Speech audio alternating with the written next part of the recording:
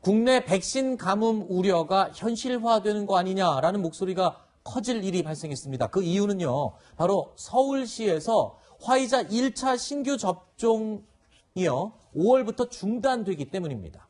서울뿐만 아니라 부산시도 이 백신 물량, 즉 화이자 이 물량 부족으로 1차 접종 중단을 검토 중인 것으로 알려졌습니다. 자, 이번 신규 접종 중단은요, 질병관리청이 각 지방자치단체에 화이자 백신 1차 접종 속도를 늦춰달라. 그러니까 신규 접종 신청을 당분간 받지 말아라 라고 요청한 데 따른 것이라고 합니다. 자, 그렇다면 질병관리청은 왜 지자체에 1차 접종 속도를 늦춰달라라고 한 것일까요? 그 이유는 바로 이렇습니다. 그러니까 지금까지 국내에 도입된 약 211만 회분 화이자 백신 가운데 남아있는 분량은 67만 회분 정도가 됩니다. 화이자는 모두 2차례 접종을 완료해야, 그러니까 1차, 2차 접종 두 번 맞아야 제대로 된 효과를 볼 수 있는 백신인데, 자, 1차 접종을 한 사람들이 128만 명이라고 합니다. 그렇다면 1차 접종한 사람들이 2차 접종을 해야 될 물량이 필요하기 때문에 남아있는 64만 회 분량의 물량으로 2차 접종을 실시할 경우 당장 신규로 1차 접종을 할 수 있는 물량은 턱없이 부족할 수밖에 없다는 소리입니다. 정부는 이 4월에 300만 명 접종 목표를 세웠고 이를 달성했습니다. 이 과정에서 이 목표를 급하게 달성하려다 보니까 공급량을 생각하지 않고 접종을 밀어붙여서 이 결국에는 화이자 보유량을 조절을 못했다라는 게 아니냐, 이런 지적이거든요. 그러니까 뭐 그런 지적이 일가서 나올 수도 있는 거죠. 네. 왜냐하면 정부가 언제까지 몇 명 맞추겠다라는 목표를 달성한 거 아니겠습니까? 거기는 1차 접종, 2차 다 처음에 계산했을 거예요. 그 계산하는 근저에는 화이자, 모더나도 마찬가지고요.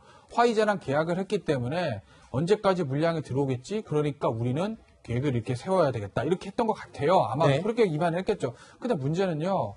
그 계약서 비밀 유지 계약이 돼 있으니까 공개는 안 될 거고, 뭐 저도 알 수는 없지만 아마도 물건을 넘기는 사람들이 약속된 일자에 물건을 넘기지 못하면 당연히 이행지체, 채무불이행 책임이 져야 되는 거 아니겠습니까? 근데 우리 정부가 화이자나 모더나에 대해서 야, 이거 물량 못된 책임을 져, 이런 얘기 안 나오잖아요. 네. 전 세계적으로 그런 얘기 못 들어보셨죠? 그건 아마도 당시에 일종의 개인 추정입니다.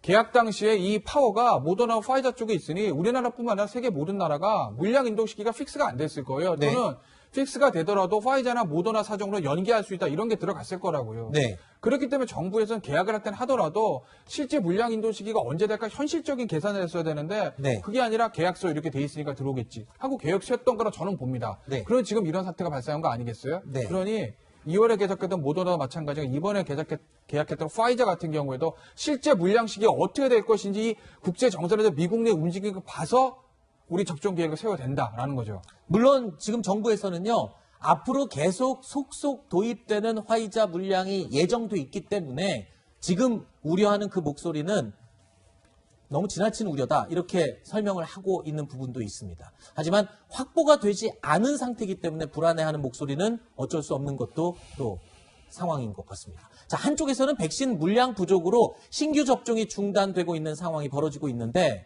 그런데요, 또 다른 한쪽에서는 아스트라제네카 백신 기피 현상이 생기면서 접종 노쇼, 그러니까 접종을 맞으러 와야 할 사람들이 맞으러 오지 않는 사례가 발생하고 있습니다.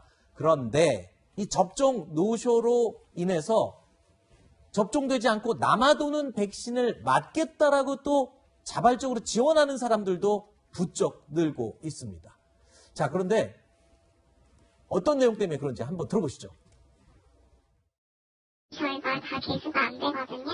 오늘 전화문에 엄청 많이 주셔가지고 많아요. 더 이상 받을 수가 없네요. 취소하시는 분이 한 번, 두 번밖에 안 계시기 때문에요. 많이 받을 수가 없어요, 되게.